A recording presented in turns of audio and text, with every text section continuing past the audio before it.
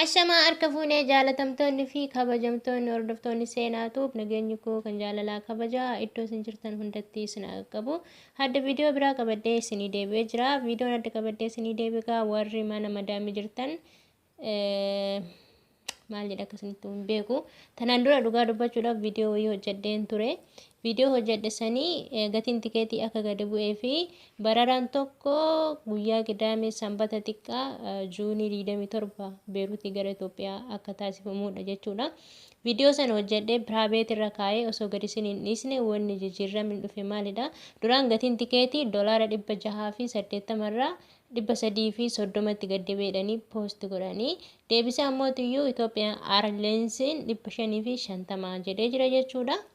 Yeroo duraa baay'ee gammadee viidiyoo kan hojjedhe isa dileet godheetii kan biraa kanan isinii hojjechaa jiru jechuudha. Walumaa galatti warri mana madaamii jirtan guyyaa Qidaamee gara biyya keessanii galuu kan barbaadan tikeetii $550 murattanii iddoo buufanni xiyyaara Itoophiyaatti argamu maqaa iddoo Hamaraa jedhamutti jechuudha. Achi murattanii gara biyya keessanii galuu dandeessanii. Gatiin tikeetii $550 jedhamee jira jechuudha. $680 ture. $550tti gad deebisanii jiran jechuudha. Homaa baay'ee nama hin gammachiisu. Ta'us garuu bararaan tokko guyyaa Qidaamee guyyaa Sanbata xiqqaa jechuudha. Juunii 27 Itoophiyaa Beeruutii gara Itoophiyaa hin taasifama jechuudha. Warri birri hagana yookaan madaamiin keessan isin galchuuf duraan fedhii qabdan yookaan immoo tikeetii murattanii harkaa qabdan silkee sirra jiru kanaan quxurii lakkoofsa sirra jiru kanaan bilbiltanii adda baafachuu dandeessan jechuudha. Lakkoofsa asirratti argitanii yookaan immoo iyyuu koomentii duraa irratti isin barreessa.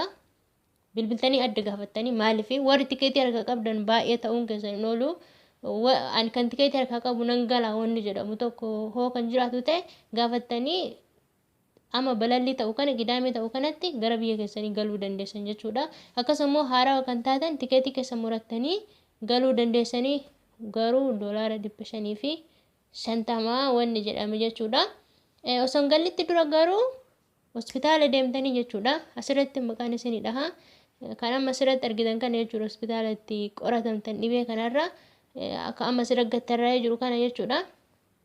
Achi deemtanii qoratamtanii Beerut keessa warra jirtan as keessa jechuudha. Hospitaala asirratti argitan kun Beerut keessa warra jirtaniif achitti qoratamtanii tokko keessa akka barbaadanitti jechuudha. Qoratamtanii gara maatii keessanii yeroo galtanitti cheekii sa'aatii 72 yookaan guyyaa 3 bira osoo hin tarre cheekii san qabattanii yoo booletti buutanii qaxxitaa gara maatii keessanii galuu dandeessan jechuudha. Yoo kanan taane garuu hoteela bultii 7 akka turtan isin gaafata jechuudha. Viidiyoo tana qabadde isinii deebi'ee yeroo duraa baay'ee gammadeen hojjedhe viidiyoo san dileetiinan godhe jechuudha. Kanaaf yeroo san maal jedhanii baasanii tikeetiin $330 jedhan jechuudha. Deebisa ammoo iyyuu Itoophiyaan Airlineesiin amma kan baase $550 tikeetiin akka jedhe jechuudha. Kana oduu haarawaa qabadhee kana nan isin dhufe tana fakkaatti sheer walii gochuudhaan warri Qidaamee galuu barbaadan wal biraan ga'an isin jedha.